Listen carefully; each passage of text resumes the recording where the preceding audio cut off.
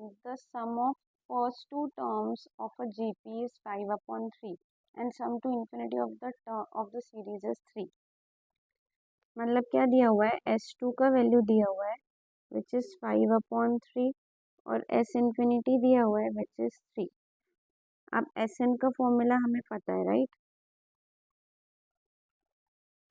Sn का formula हमें पता है, a into r to the power n-1 upon 1 upon r. दोनों में से कोई भी फॉर्मूला यूज कर सकते हो. 1 minus r to the power n भी ले सकते हो और r to the power n-1 भी ले सकते हो. ओके, पर n की जगह 2 रखना है. तो S2 रखा तो यहाँ पे आएगा a, n की वैल्यू 2 है तो r² - 1 अपॉन r-1 मतलब S2 मिलेगा a² - b² का फॉर्मूला पता है हमें, r-1 into r plus 1 divided by r-1, r-1 cancel. उसके बाद में S2 का वैल्यू मिलेगा a into r plus 1. Okay, पर S2 तो दिया हुआ है 5/3 तो 5/3 का वैल्यू मिलेगा a r प्लस 1. क्लियर है यहाँ तक? तो यहाँ से हमें क्या मिला, 5/3 equals to a into r plus 1. अब यहाँ पर S इन्फिनिटी देख लेते हैं. नाउ S इन्फिनिटी का फॉर्मूला है a/1 minus r. S infinity दिया हुआ है 3 तो 3 is equals to a/1 minus r. अब 1 माइनस r डिवाइड में तो इधर मल्टीप्लाई कर सकती हूँ. सो 3 इंटू 1 माइनस r. यहाँ से हमको a का वैल्यू मिल गया. ओके, a का वैल्यू मिल गया हमको. अब a का वैल्यू मैं यहाँ सब्सटीट्यूट कर सकती हूँ ना. तो यहाँ सब्सटीट्यूट करने के बाद देखो 5/3 इक्वल्स टू, अब a की जगह मैं लिख सकती हूँ 3 इंटू 1 माइनस r. सो 3 into 1 minus r into r plus 1. अब क्या करेंगे, देखो ये 3 यहाँ पर मल्टीप्लाई में है तो इसको अपन डिवाइड कर सकते हैं. तो यहाँ पे आएगा 5/9 इक्वल्स टू, यहाँ देखो 1 minus r into r plus 1. अब r प्लस 1 को 1 प्लस r लिख सकती हूँ तो 1 minus r into 1 plus r हो जाएगा. यानी क्या होगा, a² - b². देखो a minus B into A plus B क्या होता है, a² - b². यानी 1 का स्क्वायर 1 माइनस r का स्क्वायर. करेक्ट. अब हमको r² का वैल्यू चाहिए तो हम क्या करेंगे, r² को यहाँ ले आएंगे. यहाँ पे सॉल्व कर रही हूँ. देखो r² इधर आके प्लस हो जाएगा इक्वल्स टू 1, ये इधर आके माइनस हो जाएगा माइनस 5/9. मतलब r² equals to, cross multiply करो, 9 माइनस 5/9 यानी 4/9. तो r² की वैल्यू क्या मिली, 4/9. यानी r की वैल्यू क्या मिलेगी, प्लस माइनस 2/3. करेक्ट, क्योंकि माइनस 2/3 का स्क्वायर भी 4/9 होगा, 2/3 का स्क्वायर भी 4/9 होगा. तो इस क्वेश्चन के दो आंसर्स बनते हैं, बी भी करेक्ट है और सी भी. 2/3 भी चलेगा और -2/3 भी चलेगा. Okay, now question number 5. तो क्वेश्चन 5 देखो क्या दिया हुआ है. तो सॉल्व करने की दो मेथड्स हैं. If P Q R in A P and x, y, z are in GP, then x to the power q minus r into y to the power r minus p into z to the power p minus q is equal to. Okay, तो अब हम सबसे पहले क्या करेंगे, P Q R A P में दिया हुआ है, दो चीज़ें दी हुई है. एक तो दिया हुआ है P Q R A P में है तो उसके कारण हम क्या लिख सकते हैं कि ये जो q है वो p और r का क्या हो जाएगा, मीन हो जाएगा. दैट मीन्स q को क्या लिख सकते हैं हम, p प्लस r/2. करेक्ट. अब सेकेंड चीज़ क्या दी हुई है, x y z जो है ना वो GP में है तो मैं उसको क्या लिख सकती हूँ, y is equals to under root of x into Z. हमको पता है y² इक्वल्स टू, हमको पता है ना y² इक्वल्स टू xz मिलता है. यानी y की वैल्यू क्या मिलेगी, under root of x into Z, क्योंकि y ज्योमेट्रिक मीन हो जाएगा. क्लियर है.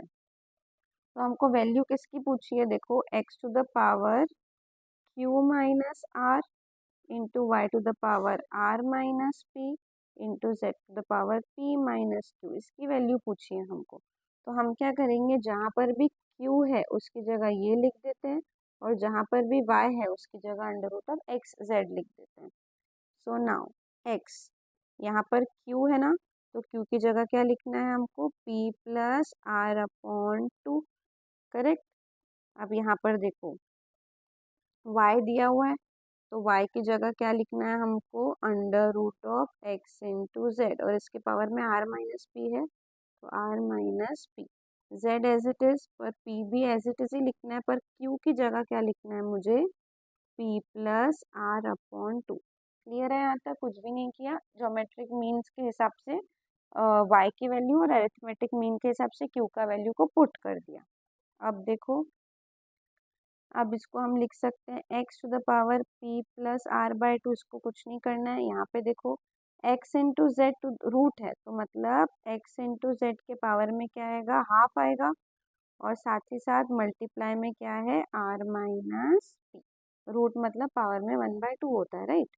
नाउ जेड, अरे यहाँ कुछ गड़बड़ हो गया, देखो ये तो हमने यहाँ पे सिर्फ q का वैल्यू लिखा ना, ये माइनस r रह गया हमारा, तो यहाँ माइनस आर भी है, ये तो सिर्फ क्यू का वैल्यू है, ठीक है। यहाँ पे देखो p minus P plus R upon two in bracket, ठीक है, माइनस है, ब्रैकेट का ध्यान देना। अब इसको सॉल्व करना है हम लोगों को, तो अब x, अब इसको क्रॉस मल्टीप्लाई कर सकती हूँ ना, p plus R minus two, R upon two हो जाएगा, डिनोमिनेटर पूरे के नीचे लिख सकते हैं। नाउ x इंटू जेड, ठीक है, इसके पावर में क्या आएगा, r minus P upon to, और यहाँ पर देखो z p माइनस, अब क्रॉस मल्टीप्लाई करेंगे यहाँ पर, तो यहाँ आ जाएगा 2p minus of p plus r upon two. Correct है यहाँ तक? अब x, अब देखो यहाँ पर r माइनस टू आर मतलब minus r upon two, correct. अब यहाँ पे देखो x के पावर में r minus P upon two दे दो, और यहाँ पर z के पावर में भी r minus P upon two, laws of indices, ठीक है, तो ये पावर दोनों में सेपरेट हो जाएगा। अब यहाँ पर भी देखो 2p माइनस पी कितना होगा, p माइनस प्लस हो जाएगा माइनस r, तो 2p माइनस पी हो जाएगा p, और माइनस प्लस हो जाएगा माइनस r अपॉन टू, ठीक है। अब बेस सेम है तो पावर को ऐड कर सकते हैं, फिर से लॉज ऑफ इंडाइसेस है, तो यहाँ पे बेस x है, ये दोनों को अपन ऐड कर सकते हैं, so p minus R plus R minus P upon two, same यहाँ पे z कॉमन लेके इनको ऐड कर सकते हैं, r माइन डिनोमिनेटर सेम है तो डायरेक्ट न्यूमरेटर को ऐड कर सकते हो, ठीक है। Now p minus P cancel, minus R plus R cancel, यहाँ पे भी r माइनस आर और p और p cancel, so x to the power 0 upon two मतलब 0, z to the power 0 upon two मतलब 0, anything to the power 0 is 1, तो 1 into 1 is what, 1, so correct answer क्या है इसका, ऑप्शन सी विच इज 1। और एक method कह रही थी मैं तुमको, तुम वैसे भी सॉल्व कर सकते हो, देखो ये सेम क्वेश्चन यहाँ पे लिखा हुआ है मैंने, बाकी को इग्नोर करो, देखो क्या क्वेश्चन दिया हुआ है हमको, see if P Q R are in A P, अगर P Q R A P में है और X Y Z G P में है, तो तुम क्या कर सकते हो, अपनी मर्जी से तीन ऐसी वैल्यूज ले लो जो ए पी में है, और एक्स वाई जेड भी ऐसे ले लो जो जी पी में है, तुम्हारा चॉइस है। फॉर एग्जाम्पल अगर ए पी मुझे लेना है, तो मैं लिख सकती हूँ 2 4 6, देखो सबका डिफरेंस 2 है ना, 4 माइनस टू भी 2 मिलेगा, 6 माइनस 4 भी 2 मिलेगा, तो मैंने तीन नंबर्स ऐसे ले लिए जिसका कॉमन डिफरेंस 2 है, तो ये ए पी में हो गए नंबर्स।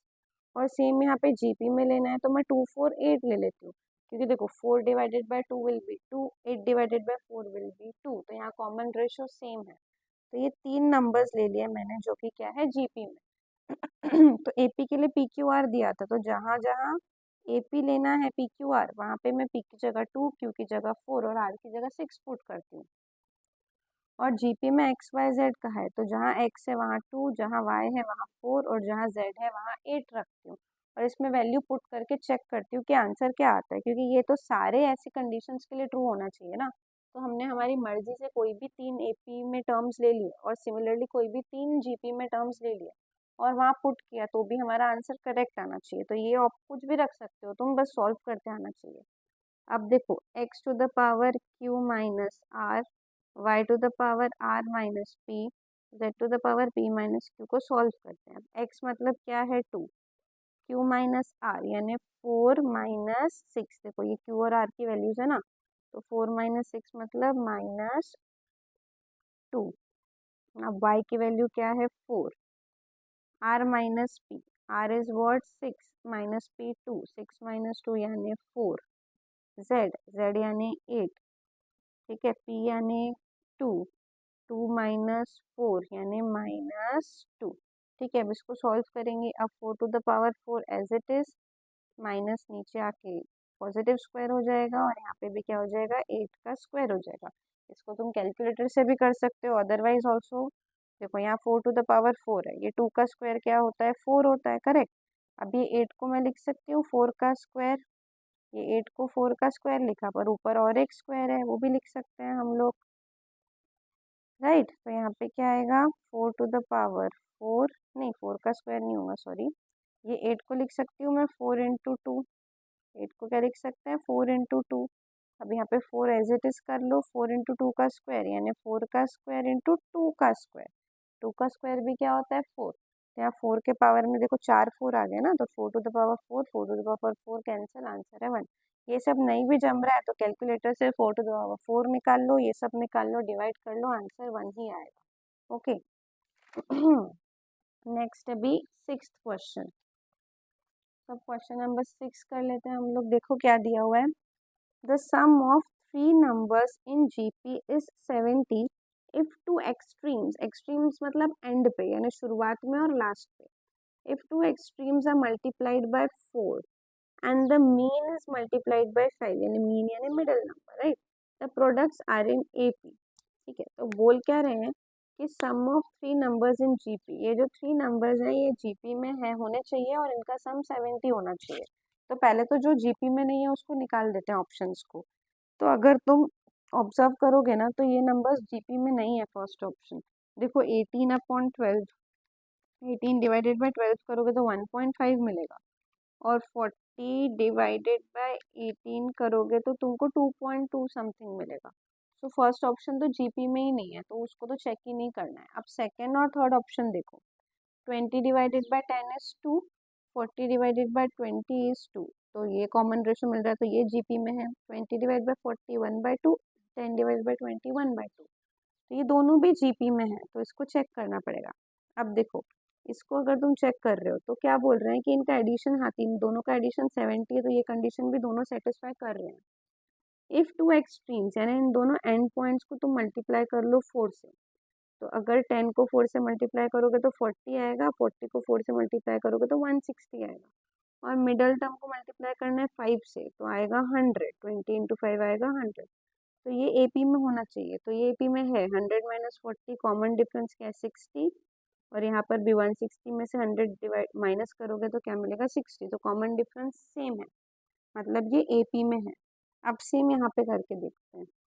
अब एंड को 4 से मल्टीप्लाई करना है तो यहाँ आएगा 160, यहाँ आएगा 100, और अब क्या करना है तुमको, जो मिडल टर्म है 20 उसको मल्टीप्लाई करना है, सॉरी यहाँ आएगा 40, क्योंकि दोनों भी एंड्स को 4 से मल्टीप्लाई कर रहे हैं, और 20 को 5 से मल्टीप्लाई करोगे तो 100। अब ये भी तुम्हारा जो है वो जीपी में है, क्योंकि 100 में से 60 गया तो -60, 40 में से 100 गया तो -60, तो इसके दोनों आंसर्स करेक्ट है, बी बी और सी बी, क्योंकि गिवन कंडीशंस दोनों भी पूरी तरीके से सेटिस्फाई कर रहे हैं। ओके, 7th वाला क्वेश्चन बहुत ईजी है, खुद से कर लो। 8th वाला क्वेश्चन देखो क्या दिया हुआ है। गिवन क्या दिया हुआ है कि एक्स वाई जेड जो है ना वो जीपी में है, क्या बोला है इन्होंने, ज्योमेट्रिक प्रोग्रेशन में है, और ये कंडीशन भी उन्होंने दी है। तो बताओ 1/p, 1/q और 1/सिग्मा, ये सिग्मा है, तो 1/सिग्मा एपी में होगा, जीपी में होगा, या एपी और जीपी दोनों में होगा, ये हमारा क्वेश्चन है, ठीक है। सब इसको सॉल्व करने के लिए मैं क्या कर रही हूँ, एक्स वाई जेड जीपी में है ना, तो मैं कोई भी 3 टर्म्स ले लेती हूँ जो जीपी में है, मुझे पता है। जैसे कि मुझे पता है कि 2, 4 और 8 ये जीपी में होता है, तो मैं एक्स वाई जेड की जगह क्या ले रही हूँ, 2 4, एक्स वाई जेड की जगह 2 4 और 8 ले रही हूँ, ठीक है, और इसमें पुट कर रही हूँ, और एक कंडीशन दी हुई है। तो क्या दिया हुआ है देखो, X to the power P equals to Y to the power Q equals to Z to the power sigma, अगर मैंने यहाँ पे पुट कर दिया तो क्या मिलेगा, X to the power P यानी 2 का स्क्वायर, नहीं sorry 2 to the power P, Y देखो दिया क्या है, एक्स वाई जेड जीपी में है, तो मैं इजी करने के लिए 3 वैल्यूज को अज्यूम कर रही हूँ कि 2 4 और 8 ये मेरे क्या है जीपी में है, तो मैंने अज्यूम कर लिया है कि 2 4 और 8 जीपी में है। अब क्या कर रहे हैं, ये दूसरी जो कंडीशन है ना उसको सॉल्व करके देख रहे हैं कि क्या कंडीशन बन रही है इनको लेकर, राइट। सो अब y की वैल्यू को 4 रखना है तो 4 टू द पावर q, और z की वैल्यू को 8 रखना है तो 8 टू द पावर सिग्मा। अब ये मैंने ऐसे ले लिया है कि इसको मैं आगे सॉल्व कर पाऊंगी। देखो यहाँ पे आ गया 2 टू द पावर p, 4 को लिख सकती हूँ 2 का स्क्वायर, तो 2 का स्क्वायर ले लिया और होल पावर q ले लिया, यानी 2 to the power 2 into Q हो जाएगा। सेम 2 का क्यूब 8 होता है ना, 2 इंटू 2 4, 4 इंटू 2 8, तो टू द पावर 3 लेंगे और साथ में सिग्मा भी है तो 3 इंटू सिग्मा हो जाएगा, करेक्ट। अब यहाँ पे क्या हो गया, ये तीनों में बेस सेम हो गया। अगर बेस सेम हो गया तो उसका पावर भी सेम होगा। क्यों? क्योंकि ये सॉल्व करके सेम वैल्यू मिल रही है ना, तो बेस सेम है तो पावर सेम होगा, तभी तो ये तीनों वैल्यू सेम होगी। तो मैं क्या लिख सकती हूँ, जो P है वो 2Q के इक्वल है और वो 3 टाइम्स सिग्मा के इक्वल है। समझ में आया? यहाँ तक क्लियर है? तो अब यहाँ पे देखो P की जो वैल्यू है वो 2Q के इक्वल है ना, तो यहाँ से मैं क्या लिख सकती हूँ, जो Q है वो रहेगा P/2, करेक्ट। 2 को डिवाइड कर लेंगे तो Q की वैल्यू क्या मिलेगी, P/2। सेम यहाँ पर देखो क्या दिया हुआ है, जो P है वो किसके इक्वल है, 3 इंटू सिग्मा, तो यहाँ से सिग्मा की वैल्यू क्या मिलेगी, 3 मल्टीप्लाई में है तो P/3, करेक्ट। तो यहाँ से Q की वैल्यू भी मिल गई और हमको सिग्मा की वैल्यू भी मिल गई। अब ये सारी वैल्यूज मैं यहाँ पुट कर रही हूँ क्योंकि यही चेक करना है ना हमको कि AP में है या GP में। तो 1/P तो एज इट इज रहेगा, 1/Q, Q की जगह P/2 रख देती हूँ, तो 1/P/2, तो 2 ऊपर आ जाएगा, कॉमा 1/सिग्मा, सिग्मा की वैल्यू P/3 है, तो 1/P/3, तो 3 ऊपर आ जाएगा। समझ में आया? तो 1/P, 2/P और 3/P मिल गया आपको। तो ये इसकी ही वैल्यूज है ना, ये हमने क्या किया, Q की जगह ये पुट कर दिया, सिग्मा की जगह ये पुट कर दिया। अब देखो 2/P माइनस 1/P करोगे तो क्या मिलेगा, देखो 2/P को 1/P से माइनस करो तो 1/P मिलेगा ना, 2 माइनस 1 1 होता है। वैसे ही 3/P को 2/P से माइनस करोगे तो फिर से 1/P मिलेगा। मतलब ये जो तीनों नंबर्स है उसमें डिफरेंस कॉमन है, यानी ये तीनों नंबर्स AP में है। मतलब ये जो 1/P, 1/Q और 1/सिग्मा है ये भी किस में है, AP में है। आई होप यहाँ आई एम क्लियर। अब नेक्स्ट देखते हैं क्वेश्चन नंबर 9। देखो क्या दिया हुआ है, 3 टर्म्स दी हुई है, 2x, x+10 और 3x+2, और ये बोला हुआ है AP में है और हमको x की वैल्यू फाइंड करनी है। या तो तुम x की वैल्यू को यहाँ पुट करके चेक कर सकते हो कि किसके लिए आंसर AP में मिल रहा है, या तो हमको पता है कि अगर ये 3 टर्म्स AP में होते हैं तो जो मिडल टर्म होता है वो मीन होता है, यानी लास्ट के 2 टर्म्स को मतलब एवरेज लेकर मिलता है। तो देखो x+10 ये मीन होगा, तो कैसे मिलेगा, 2x में अगर मैं 3x+2 ऐड कर रही हूँ और इसको 2 से डिवाइड कर रही हूँ तो आंसर क्या मिलेगा, x+10। इसको सॉल्व कर लेते हैं और x की वैल्यू निकाल लेते हैं। सो नाउ x+10, ये 2 डिवाइड में है तो यहाँ मल्टीप्लाई में आ गया, 2x + 3x हो गया 5x+2। Now 2x + 20 equals to 5x+2, तो 2 इधर आ जाएगा अगर, तो 20 - 2 इक्वल्स टू 5x - 2x।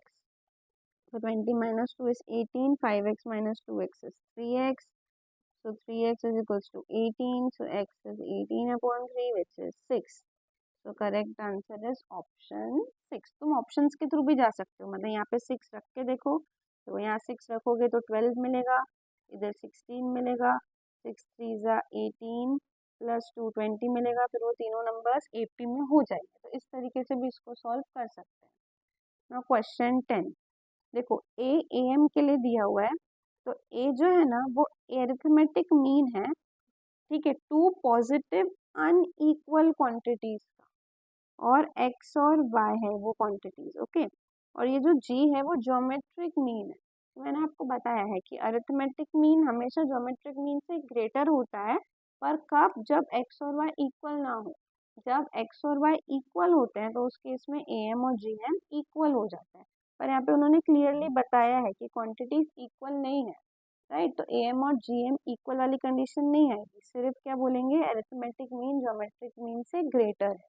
पर अगर ये अनइक्वल वर्ड नहीं होता और सेम क्वेश्चन पूछा होता कि let A be the M of two positive quantities X and Y and G be their GM, तो ये होता ग्रेटर देन इक्वल टू, क्योंकि ग्रेटर देन तो होगा ही होगा, पर इक्वल टू की भी कंडीशन हो सकती है ना अगर ये इक्वल हो तो। अगर उन्होंने ये वर्ड नहीं दिया होता अनइक्वल, तो आंसर ऑप्शन सी होता, पर क्योंकि उन्होंने क्लियरली कहा है कि अनइक्वल है, तो इक्वल वाली ज्योमेट्रिक मीन और अरिथमेटिक मीन इक्वल है, ये कंडीशन तो चले गई, मतलब अरिथमेटिक मीन क्या होगा, ग्रेटर देन ज्योमेट्रिक मीन।